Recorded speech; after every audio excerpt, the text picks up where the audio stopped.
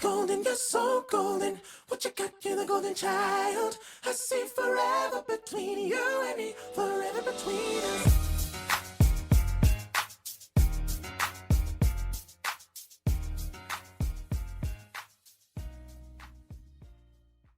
Welcome back to the Black in Real Life Podcast. It's your girl, Anuli, and I'm here with another episode. I want to start off on a honest note, allow me some time to be a little bit vulnerable with you. I'm ready to leave New York City. You know that feeling when you're ready to move. It slowly creeps up on you, bit by bit over time, until one day it just smacks you on the back of the head. I'm still bruising from the smack I got last summer. I'm not going to lie to you, when I returned to my walk-up studio apartment in Brooklyn after a week in a beautiful one-bedroom high-rise apartment in Atlanta, I cried. And let me tell you, they were not tears of joy. It's not that I idolize Atlanta as the true mecca it markets itself to be, because as I hope you have gleaned from the episode so far, Atlanta, like all cities, has its pros and its cons. But after 6 years in New York City, your girl is feeling claustrophobic and in need of some space. Figuratively, yes, but also very much more literally, I need space. Today's guest is King Williams. King Williams is a documentary filmmaker, journalist, and podcast host in Atlanta, Georgia. He is currently working on his documentary series on gentrification in Atlanta, The Atlanta Way, based on a short film of the same name. Naturally, given the subject of his documentary series, I had to talk to him this season, and he didn't disappoint. The man is basically an Atlanta historian. We talk about the history of gentrification in Atlanta, the tangled relationship between Atlanta and Decatur, and the great re-migration of Black people, myself included, from the American North to the American South, among a host of other topics. Remember, at the end of each interview, I will come back to share a few key takeaways that stood out to me from our conversation. These takeaways will be supplemented with research from both academic and non-academic sources to add further context to the subjects that were brought up in the interview portion. For every episode, I will include citations to the reference materials I mention, as well as some additional background reading for you on the Black in Real Life website. Visit www.blkirl.com to nerd out. Okay, now without further ado, let's get into my conversation with King Williams.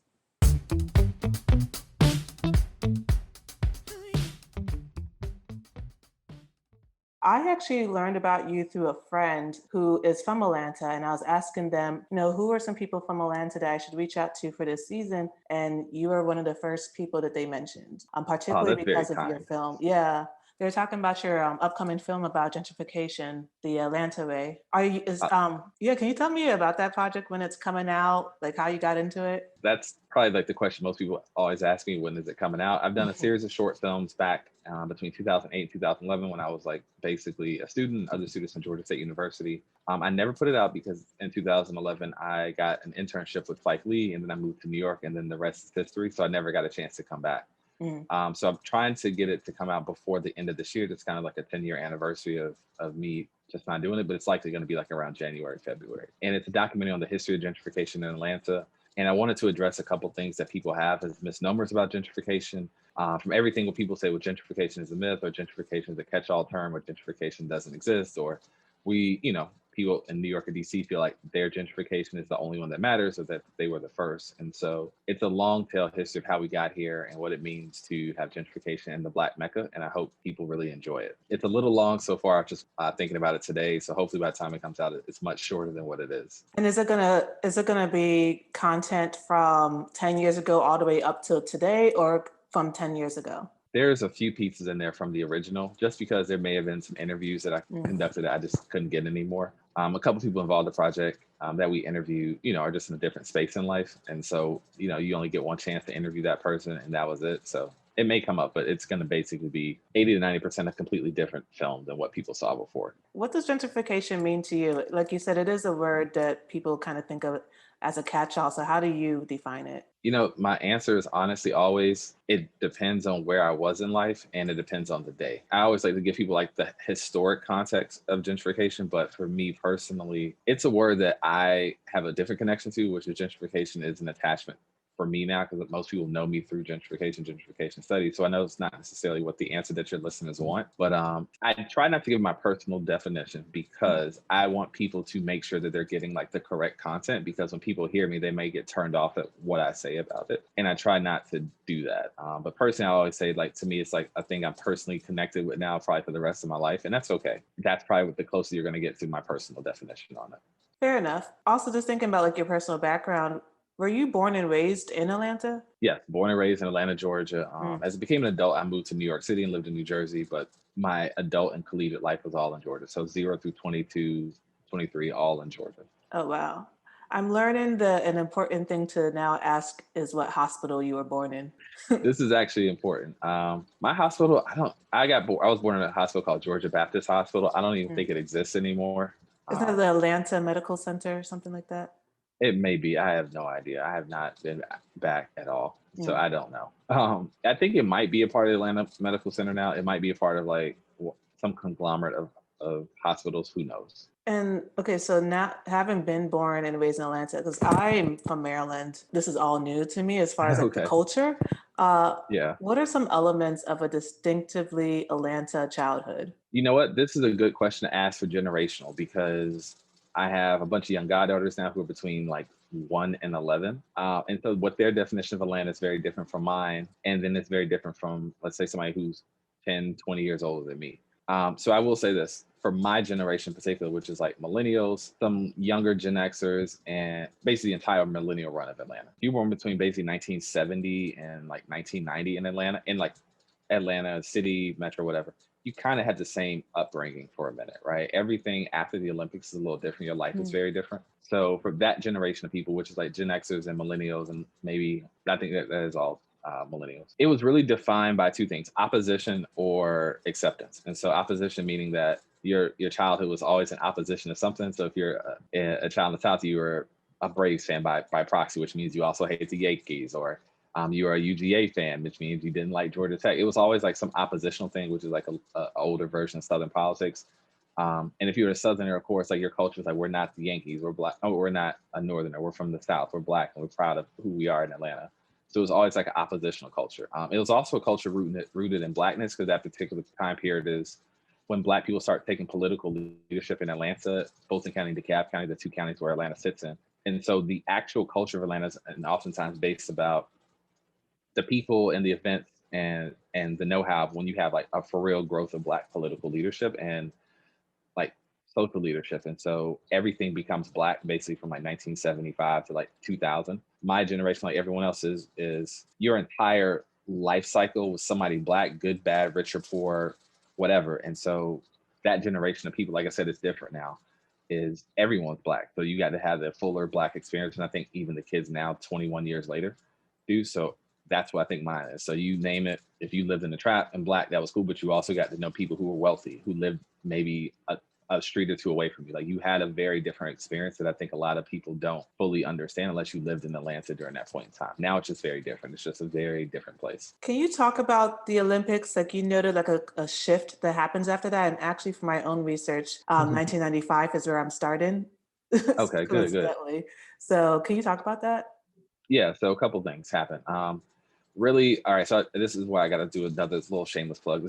There's another documentary I worked on as an associate producer called East Lake Meadows, a public housing story. And in that, they talk about East Lake Meadows, which is a housing project in Atlanta that existed from basically 1970 to like 2000. I'm sorry, to 1997. It's proxy for what I'm about to say next, which is that particular era of like the demolishing of East Lake, which is like on the border of the city of Atlanta and the city of Decatur, and unincorporated Decatur. And that really kicks off this whole East Side wave of gentrification. But that late 80s run until the mid 90s, that particular era of Atlanta saw the destruction of public housing and also this beginning of like gentrification on that side of town.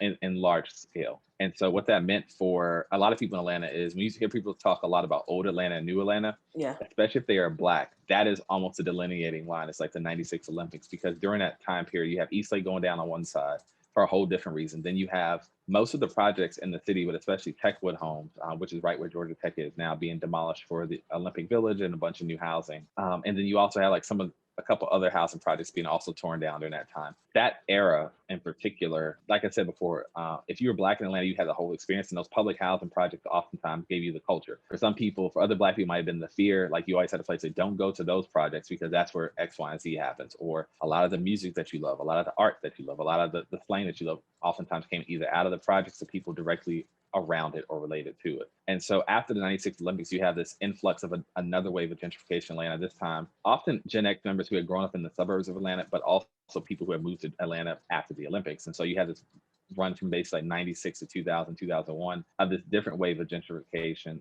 And some of it gentrification, and then some of it just straight up people moving to Atlanta for the first time. And that's important. And then also in the Olympics, we have another thing that's really important for the growth of Metro Atlanta, which is you have the birth effectively of our Latino community, because of all the destruction of the public housing projects leading up to the Olympics and all the new construction as it relates to the Olympics. There was a need for labor. And so Atlanta's population for Hispanics was like almost zero in 1980. By 1990, goes like maybe 1 or 2%. Then by 2000, it's around like 5 or 6%, right? And so you have a very large influx of Latino immigrants, often which from Mexico, coming into Atlanta, and that changes the fabric, and it helps also grow Metro Atlanta.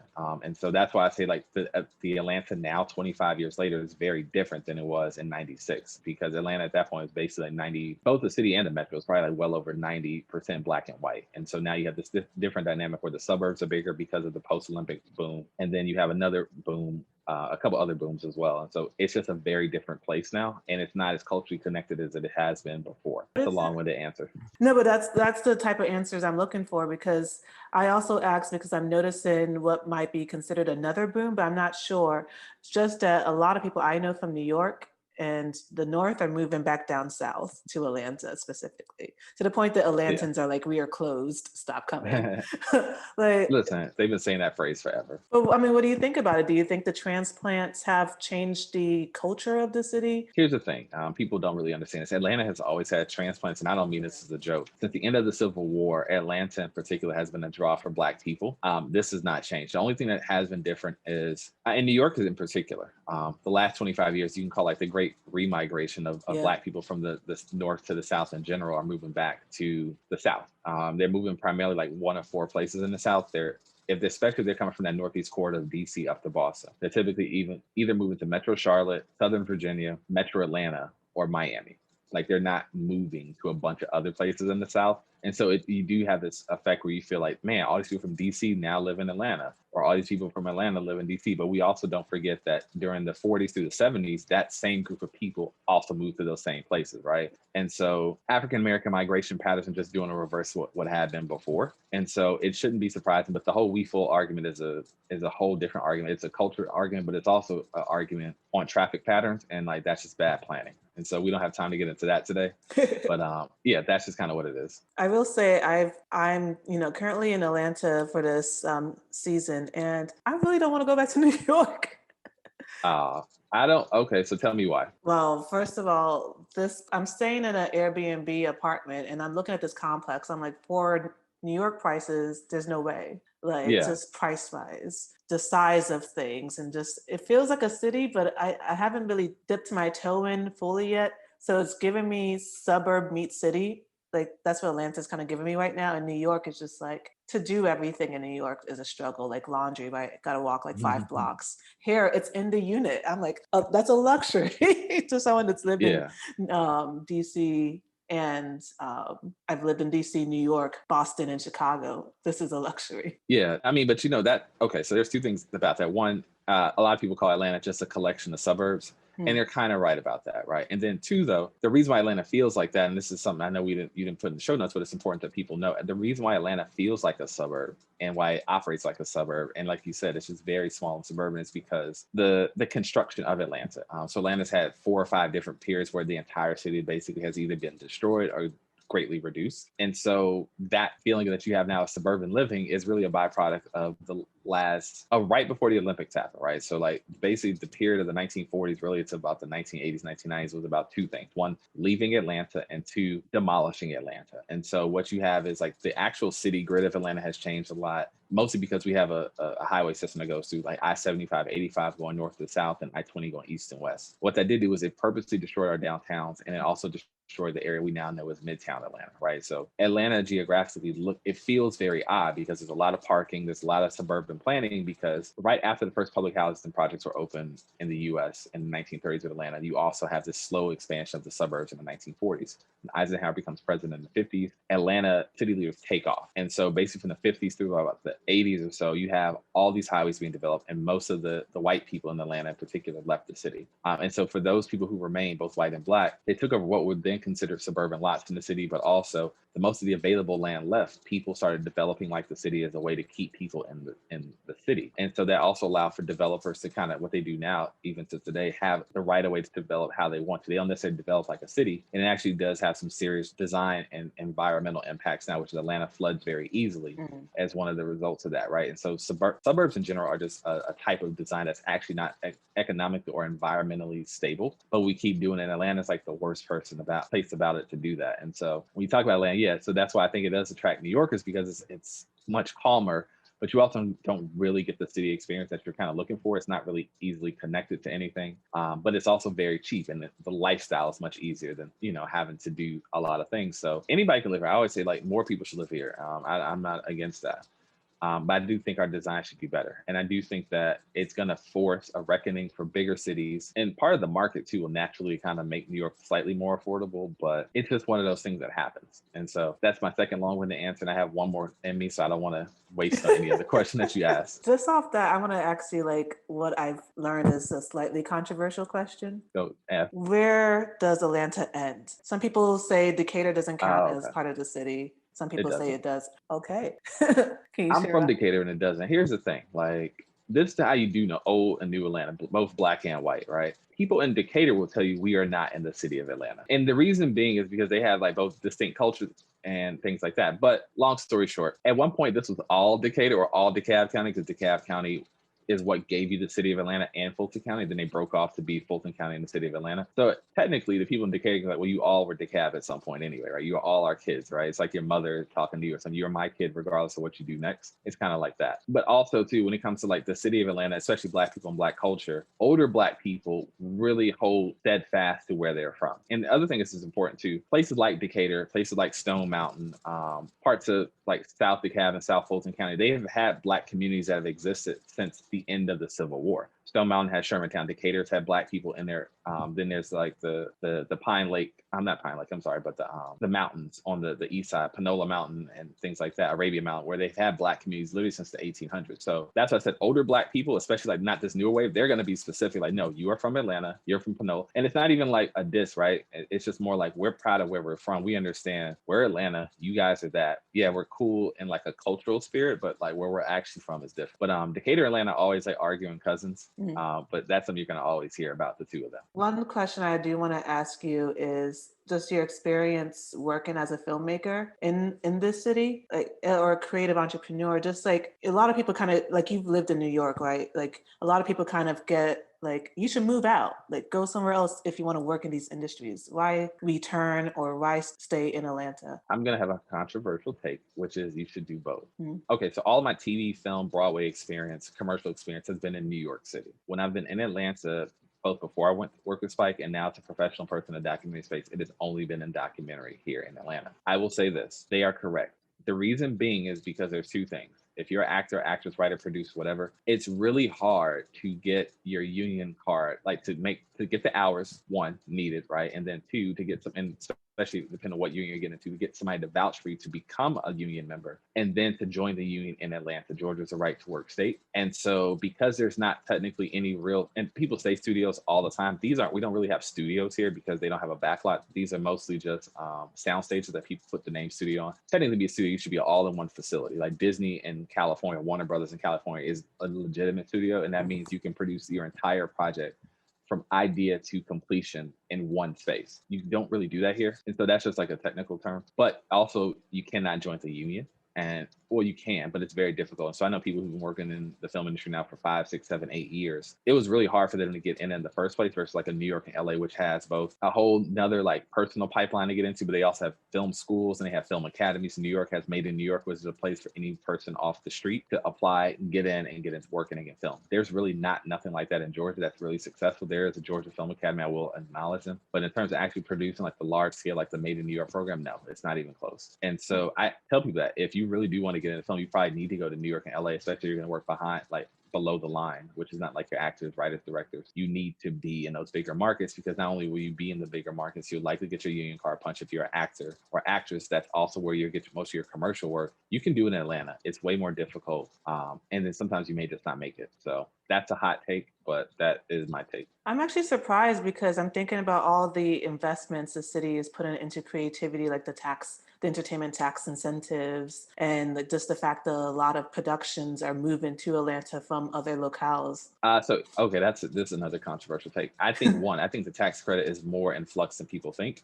Tax credits in general don't mostly work out like they should, and I do. For the detractors of the tax break, they're mostly like, well, you gave out X number of in this case, there was a recent thing that went out a couple of days. So the state of Georgia gave out $1.2 billion in tax breaks. That could have went to something else. I do agree with that part of that sentiment, but there is another reality of it is like if the film studios came in Georgia and spent this, we're using the same study here. They came and spent $4 billion, but we gave back in rebates $1.2 billion. That is still $2.8 billion of spend that would not have happened in the state of Georgia, period, right? I think people don't seem to understand that aspect, but I do agree like tax breaks are a problem, especially if you are looking for like the benefit of like, what does that mean to me as an individual or people in my community, right? I do understand that. And I actually agree with that. But I don't think people in the South really understand, like, you're not New York, you're not California. So like, that money you're talking about with tax breaks, if they leave Georgia, they're going to go to Louisiana. Most of the things we got now in Georgia, the reason why it's so big now is because both Louisiana and North Carolina did some really, really controversial things that offended like most of the writers, directors, producers. They moved to Atlanta.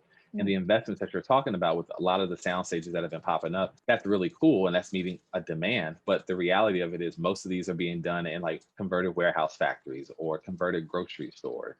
Because a sound stage still is very expensive to rent. If I know I can rent out an old Kroger for $10,000 a week versus going to, Black Hall Studios for $100,000 a week, I'm going to rent out that old Kroger, right? It's an economic thing. And so, yes, there is direct economic spend in Atlanta and in the state of Georgia, but it is with a caveat. And so, again, when you don't have the infrastructure being agents, infrastructure being talent agencies, not like, hey, I want my kid to be an extra in the Tyler Perry film, but like I'm getting cast in this movie in Atlanta to work that's going to go national, it's going to go on Amazon Prime, or that's going to be distributed globally by Disney. We really don't have that. We have a few people trying to do something, but the people who are here doing that, like central casting for like the extra work, they're like LA-based companies. Pinewood, which is a UK-based company, built a soundstage. These are mostly bigger players and bigger international markets coming here to do things, and there's not enough homegrown things to suffice a local ecosystem, much less something that could produce things on a national level and an international level now with like box office and streaming. So that is a long-winded answer, but at the end of the day, if something goes wrong, like they can all pull up and leave. And then what? Like you don't have the infrastructure. Like Georgia's pulling a lot of money from California and New York right now, but people don't understand California and New York are still making movies and TV shows and documentaries and stand-up specials in California, right? And so if things were to ever go wrong, they can always go back to California or go to another state or another country who wants to offer them the same breaks or better than what Georgia offered. So you're in a lose-lose, but for right now, the overall net spend is still money that Georgia would have never had. And then the ancillary economies that arrive from like hotels and restaurants and condominium being developed and all the newer construction facilities that have to be developed, and even stuff like we don't think about like road maintenance and the increase in heavy duty vehicles to facilitate all these things and recycling.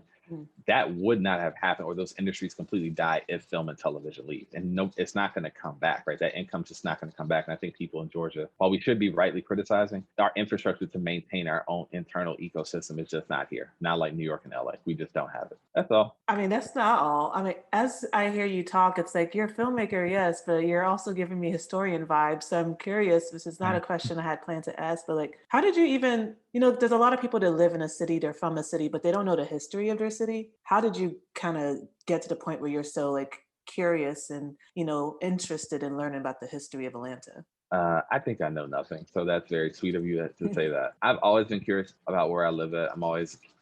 The reason I'm curious is about it because I know what New York is like. Even as an early kid, I knew that the world was bigger. And I also knew that and I always watch like historical things, but like I knew the world I was living in, Atlanta felt odd because unlike any other place I lived at, Atlanta didn't feel as much of a place as like a place in terms you interact with versus the place that you live. And I think that's a very important thing. You live in New York and DC, those are very, very old cities, right? Mm-hmm. DC is a place where you interact with, you live, you experience because you are in the actual city, right? And Atlanta as a city doesn't, for all the reasons I said before. And as a kid, I just had that gear turning. So I used to ask my mom questions all the time. I used to ask my dad questions all the time. What was this? What is this? Why does this look here? Why is this not here now? And you never get good answers. And so most kids would just, walk away with it. I would just always be inquiring, like, okay, what happened? What is this? Why is that? What is this? And so I kind of made it into a career. So being inquisitive is kind of who I am as a person. And these two things in particular just fit really well. I want to end with one question. This is a question I want to ask everyone this season. And that's who, what, or where represents Black, Black Atlanta to you? Skip Mason as an individual, he's a professor at Morehouse. He represents Black Atlanta to me. The positive end of it, like the regal end of it, like the mystified version of it. He's an excellent historian and archivist of Atlanta and Black history and Black culture. He has a Facebook page called Skip Mason's Vanishing Black Atlanta, where he just like everyday things, and I love it. So to me, that's like the more established, respectable choice is like a Skip Mason. I think the memory of Atlanta is more impactful than the reality of Atlanta. And the memory of Atlanta is oftentimes now, especially in this new day and age, is being kind of like flushed out with like the West Midtownification of Atlanta. Like these new people who never lived in Atlanta, new developers who've never been in Atlanta, just start creating new spaces where either Black people lived at or something else was, and they just kind of create a new memory. So it's hard to have an actual place of like what Atlanta is as a place.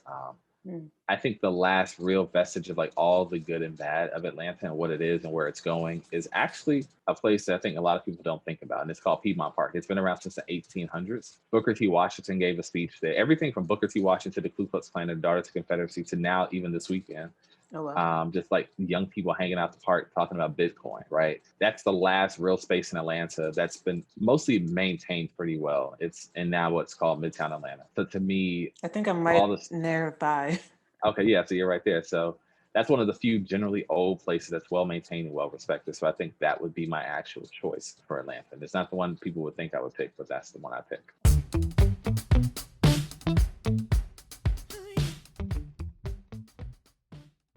I want to talk a bit more about the great remigration of Black people from the American North to the American South. Although I obviously connect to the subject on an individual level, it's important to discuss what this trend looks like on a larger scale and what it means for the future of urban planning in the United States. The 2020 census shows that Black residents are moving out of urban centers like Chicago, New York, and Washington, D.C. I myself have lived in all three of these cities within the past 10 years. But this isn't a particularly new trend. Black populations in major cities across the United States have been shrinking for the past 20 years. The reasons for this vary. Some people are moving to warmer cities. Some people are moving because the promises of flexibility catalyzed by remote work means that they don't have to anchor themselves to cities with a high cost of living.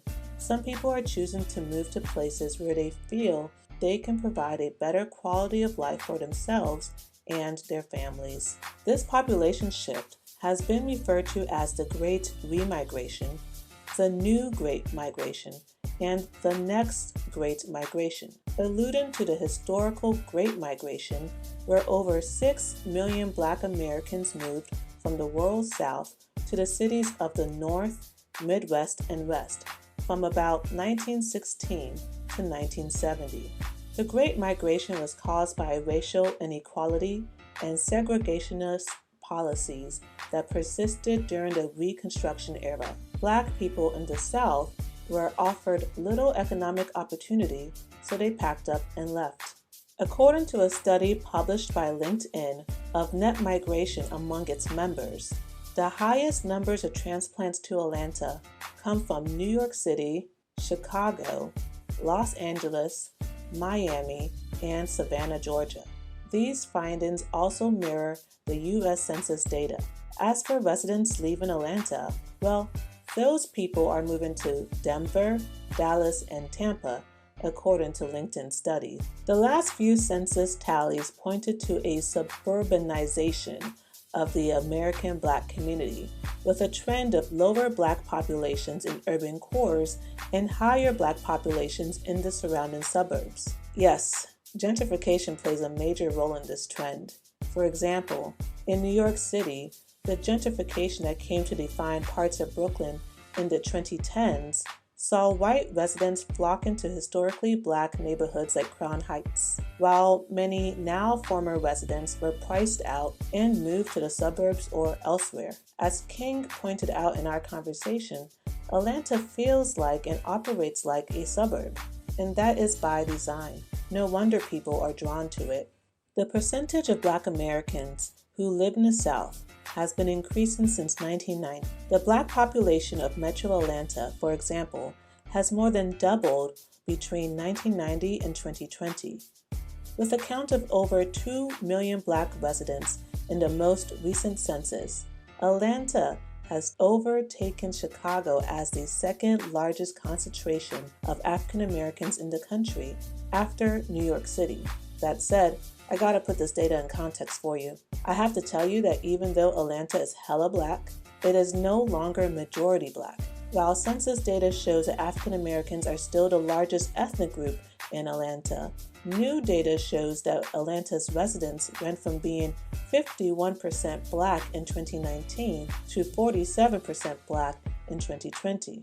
Similarly to what I shared about New York City, historically Black neighborhoods are attracting wealthier and whiter residents. Atlanta's population has grown by more than 71,000 since 2010, with white residents accounting for just over 50% of that growth. It's hard to determine where to go from here. I mean this both in relation to Black migration patterns and this episode. So I'll say this. Just because a place is purported to be a Black Mecca doesn't mean it is a utopia. Perfection doesn't exist, even in our imaginations. And despite this somber note, I encourage you not to lead with fear and to prioritize joy as much as you can. Space is what you create, community is what you make. You have just listened to a production of the Black in Real Life Podcast. The Black in Real Life Podcast is developed, produced, edited, and hosted by Anuli Akanebu. The music was graciously provided by Garth, whose single Wild can be streamed anywhere you can find music. The intro music for this season includes an instrumental remix of Welcome to Atlanta by Jermaine Dupri featuring Ludacris. Thank you for listening, and remember, the people you follow online are also Black in real life.